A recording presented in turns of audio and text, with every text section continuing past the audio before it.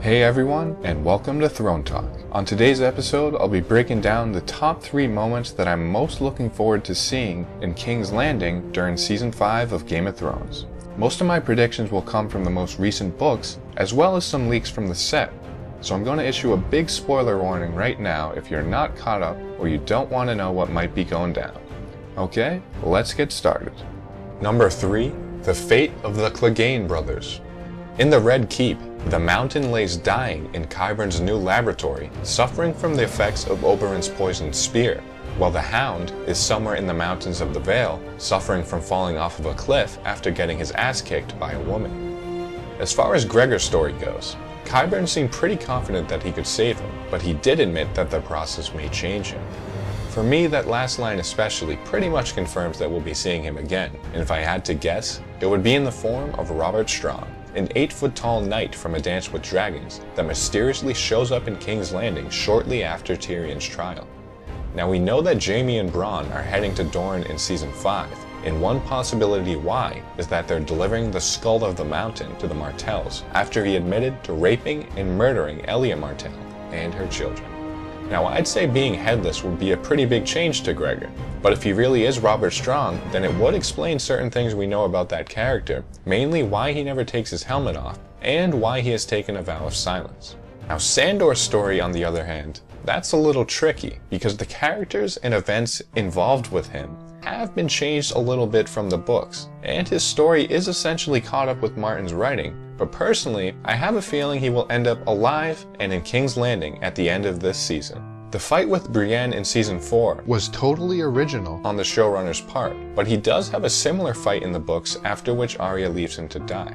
As the Hound lays dying, a monk from the Quiet Isle happens to stumble upon him, but the monk later reveals that Sandor is dead and buried. But there's a ton of people, including me, who believe that the monk was speaking figuratively of the Hound's death, and that as a renowned healer, the monk saved Sandor and was actually referring to how it was Sandor's violent nature that he had buried. This theory is supported by the fact that we come across a very tall gravedigger at the Quiet Isle, who happens to appear to be injured, and is also seen petting a dog. I'm not too sure that the show has the time to visit the Quiet Isle, unless they saved it for Season 6. But I think instead what's most likely to happen is that someone will find the Hound and bring him to King's Landing to collect the large bounty on his head that was mentioned more than a few times during Season 4. Number 2, Cersei's downfall. With Tywin dead and King Tommen in her back pocket, Cersei's power will be pretty much unchallenged for the beginning half of next season. However, being a crazy bitch, she quickly manages to lose the financial support of the Iron Bank, create tensions with the Faith of the Seven, and manage to piss off both enemies and allies alike. Based on all of the news and set leaks that I've seen so far, it looks like her story will be following the books pretty closely, and the Queen Regent's downfall will begin when the High Sparrow comes to town. In order to appease the leader of the Faith of the Seven, Cersei allows him to revive the Faith Militant, the armed military branch of the Church which had been banned by the Crown for centuries, and the Sparrow will quickly amass a large force. Now, as we saw last season, Cersei is not too keen on the budding relationship between Tommen and Margaery, and she will begin scheming to separate the two. She concocts a plan to have the Tyrell arrested by the Faith on account of fake adultery accusations, and based on one particular set leak in which Loras is seen freaking out and fighting with members of the Militant, I think Cersei's plan will succeed in getting Margaery arrested. However, it will also backfire when the Faith learn of Cersei's own salacious acts and she finds herself in the clink.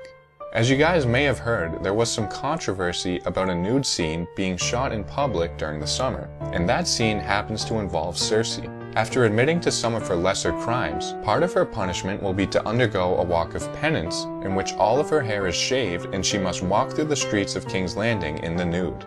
I think this will probably be one of the most powerful moments on the show so far, especially if we can get like her internal monologue of what's going on in her head during this time, and how she might be changed after this event. Anyways, due to the nature of her crimes, she must face a trial by combat, and her champion will be Sir Robert Strong.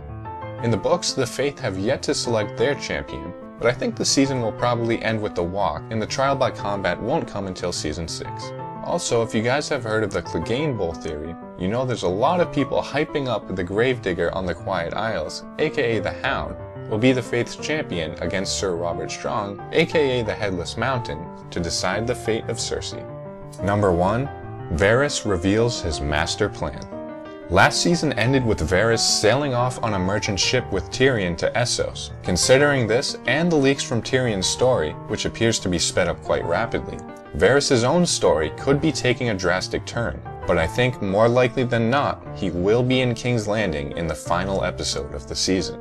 Now I'm not sure if they're going to go this route just because they haven't really given him much screen time so far, but in the books, Tywin's younger brother Kevin becomes King Regent after Cersei's imprisonment, and he begins repairing the damage done by Cersei during her reign. But not so fast. Kevin scooping in and saving the day from Cersei's madness is not a part of Varys' plan. The eunuch will come back to King's Landing, and along with his little birds, he will sneak into the Red Keep and first take out Grand Maester Pycelle before killing the Lannister brother with a crossbow to the chest. But before he kills the Lannister, he reveals to him the master plan that he's been working on for the past 15 plus years.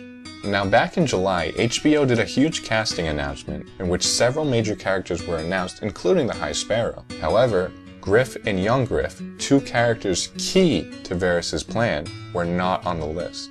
I'm not too happy about the Griffs being left out if it is true, but on the show, Varys will most likely reveal his plan to be that he is plotting for the Targaryen line to return to the throne in the form of Viserys and later his sister Dany. I'm really hoping that HBO will surprise us by including the Griffs into the story, as Aegon, real or not, matches up way more nicely with Varys' mantra of serving the good of the realm than Dany or Viserys does. Either way, I'm excited to learn about the eunuch's plan, and I'm hoping that the showrunners are really going to surprise us with something not even the book readers are expecting. Well, thanks for watching this episode of Throne Talk.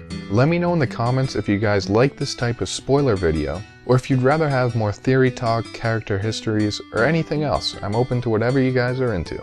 If you want to continue the conversation, you guys can find me on Twitter at Throne_Talk. And as always, leave your suggestions for future videos and hit subscribe for more Throne Talk.